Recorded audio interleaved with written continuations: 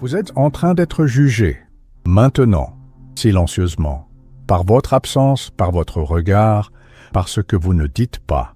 Et pendant que vous croyez que le silence vous protège, il construit en réalité une version de vous-même que vous ne reconnaîtrez peut-être pas.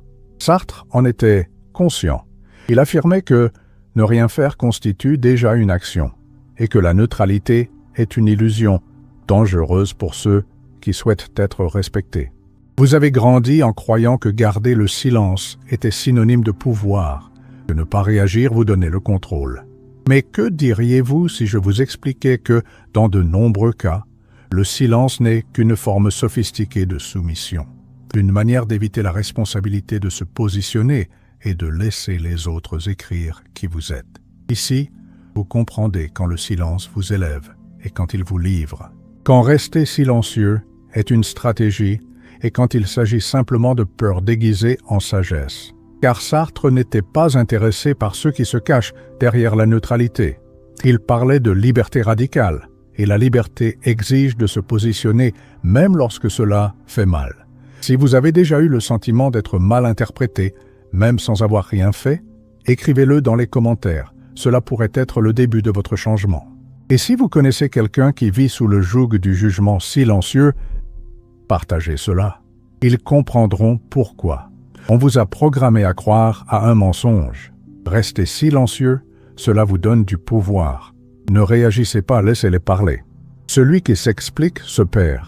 De belles phrases. Une philosophie de comptoir. Mais Sartre en rirait, parce qu'il savait qu'être libre ne signifie pas être passif. Cela signifie assumer chaque choix, y compris celui de ne pas choisir. L'homme moderne vit dans un piège existentiel. Il pense que ne pas se positionner le protège du jugement, alors qu'en réalité, il le livre sur un plateau, parce que le monde ne s'arrête pas pour demander vos intentions. Le monde vous lit, vous interprète, vous définit. Et si vous ne participez pas à cette définition, d'autres le feront à votre place, et rarement dans la version que vous souhaitez. Sartre appelait cela « mauvaise foi ». Vous faites semblant de ne pas faire de choix, alors qu'en réalité, vous faites le pire de tous. Laissez votre récit entre les mains de ceux qui vous observent. Vous vous convainquez que vous êtes neutre, alors que vous êtes omis. Que vous faites preuve de force, alors que vous faites preuve de lâcheté. Pensez à combien de fois vous vous êtes tu pour éviter le conflit, pour ne pas paraître sur la défensive, pour ne pas donner de munitions à ceux qui vous critiquent. Et le résultat, ils ont créé leurs propres munitions. Ils ont interprété leur silence comme une admission de culpabilité, comme une faiblesse, comme un manque de caractère. Vous avez tenté d'être sage et vous avez fini par être perçu comme coupable. Car le silence sans présence n'est pas une manifestation de pouvoir, c'est une absence. Et une absence, dans les contextes de jugement, sera toujours comblée par la narrativité de celui ou celle qui ose prendre la parole. Vous cédez la scène. Vous remettez le microphone et vous vous demandez ensuite pourquoi la version qu'on raconte de vous n'a rien à voir avec qui vous êtes réellement. Vous pensez que vous n'êtes jugé que lorsque le conflit est manifeste, lorsque quelqu'un vous attaque directement, lorsque l'accusation est claire. Mais Sartre savait que le jugement le plus dangereux est celui du silence, celui qui se manifeste dans les regards, dans les pauses, dans les silences entre les mots, ceux que vous ne percevez même pas. Dans les milieux sociaux, professionnels ou affectifs, vous faites toujours l'objet d'observation. Vous êtes constamment interprété, post-skirt. Vos réactions, vos omissions, la manière dont vous répondez ou ne répondez pas, tout cela construit ou détruit votre récit public. Et si vous ne participez pas activement à cette construction, vous serez toujours prisonnier ou prisonnière de la version que les autres créent de vous. Souvenez-vous de la dernière fois où vous avez été mal interprété. La dernière fois qu'une personne a inventé une histoire sur vos intentions sans aucun rapport avec la réalité, vous avez probablement été indigné ou « Comment peuvent-ils penser cela de moi ?» Mais la question correcte serait « Qu'ai-je fait pour leur permettre de penser cela ?» Parce que Sartre était brutal à ce sujet. Il ne croyait pas en des victimes innocentes d'une mauvaise interprétation. Pour lui, si vous êtes mal lu, c'est parce que vous n'avez pas assumé la responsabilité d'être lu correctement. C'est parce que vous avez laissé votre image entre le hasard ou pire, entre les mains de ceux qui n'ont aucun intérêt à vous voir réussir. Le silence sans présence est une lecture facile. Il est interprété comme une culpabilité, une faiblesse, une confusion, parce que les gens ne prennent pas le temps d'analyser vos intentions philosophiques. Ils voient un comportement et créent une narration, ils voient une omission et comblent les lacunes, et rarement en votre faveur. C'est pourquoi les hommes qui restent silencieux lors d'accusations sont souvent perçus comme coupables, même lorsqu'ils sont innocents. C'est aussi pourquoi les hommes qui ne se défendent pas lors de commérages finissent par être définis par ces mêmes ragots, non pas parce que le monde est injuste, mais parce qu'ils ont abandonné le droit d'écrire leur propre histoire. Tout silence n'est pas pareil. Sartre le savait bien. Il y a le silence qui émane de la force intérieure, calculé, intentionnel, chargé de présence. Et il existe un silence qui découle de la peur, réactif, défensif, dépourvu d'autorité. La différence entre eux ne réside pas dans ce que vous ne dites pas, mais dans la raison pour laquelle vous ne le faites pas. Le silence stratégique exige présence, intention et autorité. C'est le silence de l'homme qui sait précisément ce qu'il fait lorsqu'il choisit de ne pas parler, qui est conscient de l'impact de son omission, qui utilise le non-dit comme un outil conscient, non comme un bouclier inconscient. Cet homme ne reste pas silencieux par crainte de paraître défensif. Il reste silencieux parce qu'il sait que certaines accusations sont si insignifiantes qu'une réponse ne ferait que les amplifier. Il ne reste pas silencieux parce qu'il ne sait pas quoi dire. Il reste silencieux parce qu'il sait que, parfois, laisser l'autre parler trop, c'est la meilleure façon d'exposer sa propre petitesse. Mais la majorité des hommes pratiquent le silence de fuite. Ils restent silencieux parce qu'ils ne savent pas comment répondre, parce qu'ils craignent d'aggraver la situation, parce qu'ils espèrent que le problème se résoudra tout seul. Ce silence ne communique pas le pouvoir, il communique l'absence. Il ne projette pas la force, il projette la paralysie. Sartre dirait que ce type de silence est de la mauvaise foi existentielle. Vous faites semblant de ne pas avoir le choix alors qu'en réalité, vous optez pour l'option la plus facile. Vous vous persuadez que rester silencieux est une sagesse alors qu'en fait, c'est simplement une manière d'éviter la responsabilité de se positionner. La différence est simple, le silence stratégique communique. Le silence de fuite omet simplement. L'un parle à travers le non-dit. L'autre ne parle tout simplement pas. L'un est une présence silencieuse, l'autre une absence bruyante. Si une partie de cette vidéo vous a déjà fait réfléchir sur le type de silence que vous pratiquez, marquez ce moment dans les commentaires. C'est là que commence le changement. Et si cela vous a fait sens jusqu'ici, laissez un like. Pas pour moi, mais pour vous-même. Sartre avait une obsession, dévoiler la mauvaise foi. Et l'une des formes de mauvaise foi masculine les plus courantes est la croyance qu'il est possible d'être neutre dans des contextes de conflit, qu'il est possible de ne pas prendre parti, qu'il est possible de rester à l'écart du jeu sans en être affecté. Rester neutre, c'est souvent mentir à soi-même pour éviter les conflits. C'est faire semblant de ne pas faire de choix, alors qu'en réalité, on opte pour ne pas choisir, ce qui constitue en soi une décision avec ses conséquences. Sartre qualifiait cela de fuite devant la liberté. Vous êtes libre de vous positionner, mais vous fuyez cette liberté parce qu'elle implique des responsabilités.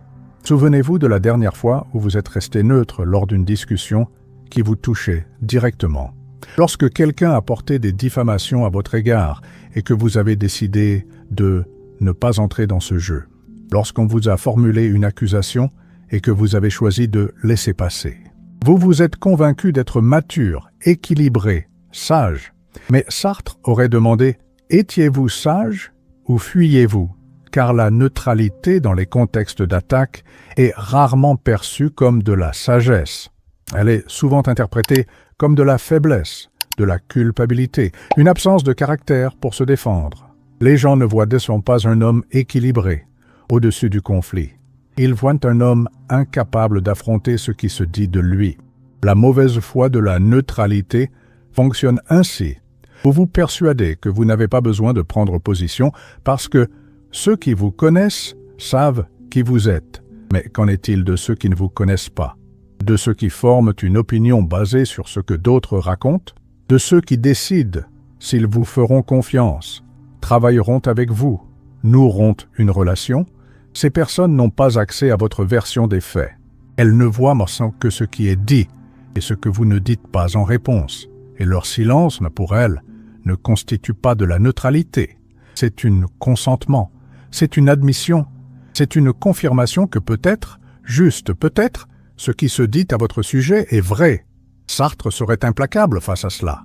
Il dirait que vous utilisez la neutralité comme prétexte pour éviter l'angoisse du choix, que vous faites semblant de pouvoir exister sans vous définir, alors qu'en réalité, vous êtes défini par votre propre omission. Mais Sartre n'était ni un partisan du silence, ni de la bavardage. Il prenait la conscience dans la décision.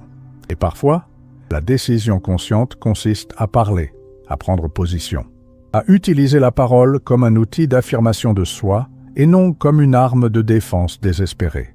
Parler avec clarté, sans essayer de convaincre, est un acte de véritable pouvoir. C'est assumer la responsabilité d'écrire sa propre narration. Ne pas laisser les autres remplir les vides de votre histoire avec leurs propres fantasmes. Être auteur, non personnage. Mais il y a une différence fondamentale entre parler pour se défendre et parler pour se définir. La défense implique la culpabilité, la définition implique l'autorité. La défense cherche à être absous. La définition cherche la clarté. La défense est réactive. La définition est proactive. Lorsqu'on parle pour se définir, on ne cherche pas à convaincre qui que ce soit. On établit simplement sa version des faits, sa perspective, son positionnement, et on clarifie que, peu importe ce que pensent les autres, on sait qui l'on est et on n'a pas peur de l'affirmer. Les phrases qui contiennent des jugements sans soumission fonctionnent ainsi. C'est ainsi que tu vois les choses. Tu as le droit de penser cela. J'ai le droit de ne pas accepter. Ton interprétation en dit plus sur toi que sur moi. Je ne suis pas ici pour te convaincre. Je suis ici pour clarifier ma position. Ces expressions ne sont pas défensives. Elles sont affirmatives. Elles ne cherchent pas l'approbation. Elles visent la clôture. Elles n'essaient pas de changer l'opinion de l'autre. Elles se contentent de faire savoir que vous n'êtes pas disponible pour être défini par elles. Sartre en admirerait la portée, parce qu'il s'agit de liberté en action. C'est vous prenant la responsabilité d'exister selon vos propres termes, et non selon ceux de celui qui vous juge. C'est vous choisissant d'être incompris plutôt que mal interprété. Sartre avait une vision radicale de l'existence humaine. Pour lui, vous ne naissez pas avec un dessein prédéfini. Vous n'arrivez pas au monde avec un manuel d'instruction sur qui vous devriez être ou comment vous devriez agir. Vous existez simplement, et c'est à vous de décider ce que vous faites de cette existence. Cela signifie que vous n'êtes pas dans le monde pour être lu, interprété ou compris par autrui. Vous êtes dans le monde pour écrire qui vous êtes, pour définir vos valeurs, vos choix, vos limites, pour être l'auteur de votre propre récit, non un personnage dans celui des autres. Se taire, agir ou prendre position sont des choix lourds de sens. Chacun d'eux communique quelque chose sur qui vous êtes ou sur qui vous devenez.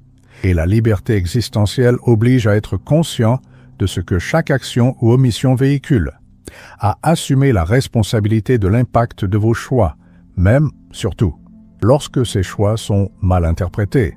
C'est pourquoi le silence inconscient est si dangereux, non pas parce qu'il est silence, mais parce qu'il est inconscient. Vous restez silencieux sans savoir pourquoi, sans calculer l'impact, sans assumer ce que cette omission dit de vous. L'homme qui comprend cela n'est pas prisonnier des interprétations des autres, mais ne les ignore pas non plus. Il sait qu'il vit dans un monde social où la perception peut parfois peser plus que la réalité, où la narration a parfois plus de force que les faits, et il agit ou s'abstient d'agir en toute conscience de cela. Cela ne signifie pas qu'il vit pour plaire, cela signifie qu'il vit stratégiquement, qu'il choisit ses combats. Il sait quand il vaut la peine de s'expliquer et quand il vaut mieux laisser les autres s'expliquer eux-mêmes. Il utilise aussi bien le silence que la parole comme des outils conscientisés d'autodéfinition. Sartre dirait que c'est la seule façon d'être véritablement libre, ne pas fuir les conséquences de ses choix, mais les assumer pleinement. Ne pas éviter le regard des autres, mais en rester indifférent. Ne pas chercher à contrôler la manière dont les autres vous perçoivent, mais maîtriser la façon dont vous vous présentez. Lorsqu'un monde vous juge, la première réaction consiste à penser que le problème réside dans le jugement lui-même, que les gens sont injustes, précipités, mal intentionnés. Et parfois, ils le sont effectivement. Mais Sartre vous rappellerait quelque chose de fondamental. Ce n'est pas l'accusation qui vous condamne, c'est votre réponse à celle-ci, ou son absence. Parce que le regard des autres n'est qu'un bruit. C'est l'opinion de quelqu'un qui n'a pas accès à la totalité de votre histoire, de vos motifs, de vos circonstances. Mais votre réaction au jugement, cela en dit long sur qui vous êtes vraiment, sur la façon dont vous vous voyez, sur le respect que vous vous portez. Si vous répondez par le désespoir, cela signifie que l'opinion d'autrui vaut plus que la vôtre. Si vous répondez par l'agressivité, cela indique que vous vous sentez menacé par des versions déformées de vous-même. Si vous ne répondez pas par peur, cela montre que vous préférez être mal compris, plutôt que risquer le rejet. Mais si vous répondez ou ne répondez pas, en conscience, cela dit quelque chose de tout à fait différent. Cela montre que vous savez qui vous êtes, que vous n'avez pas besoin de la validation des autres pour exister, que vous êtes prêt à être mal compris si cela signifie préserver votre intégrité. Le silence n'a de valeur que lorsqu'il est une décision consciente, jamais lorsqu'il s'agit d'une fuite, et la parole n'a de valeur que lorsqu'elle est une affirmation claire, jamais lorsqu'elle sert de justification, car l'homme que Sartre admirait n'était ni celui qui se taisait toujours, ni celui qui parlait à outrance. C'était celui qui connaissait la différence entre les deux et agissait en conséquence. Ce n'est pas le jugement qui vous définit, c'est votre conscience face à lui. C'est la façon dont vous choisissez d'exister lorsque d'autres tentent de définir qui vous êtes. C'est le courage d'être l'auteur de sa propre histoire, même, surtout, lorsque d'autres veulent écrire à votre place. Alors, dis-moi, vas-tu encore laisser les autres écrire qui tu es, ou as-tu compris que cette responsabilité t'appartient uniquement? Écris cela. C'est ton contrat de rupture avec la passivité existentielle. Et si tu veux continuer à entendre des vérités que personne d'autre n'osera te dire, abonne-toi. Ici, l'illusion ne survit pas, ni la mauvaise foi.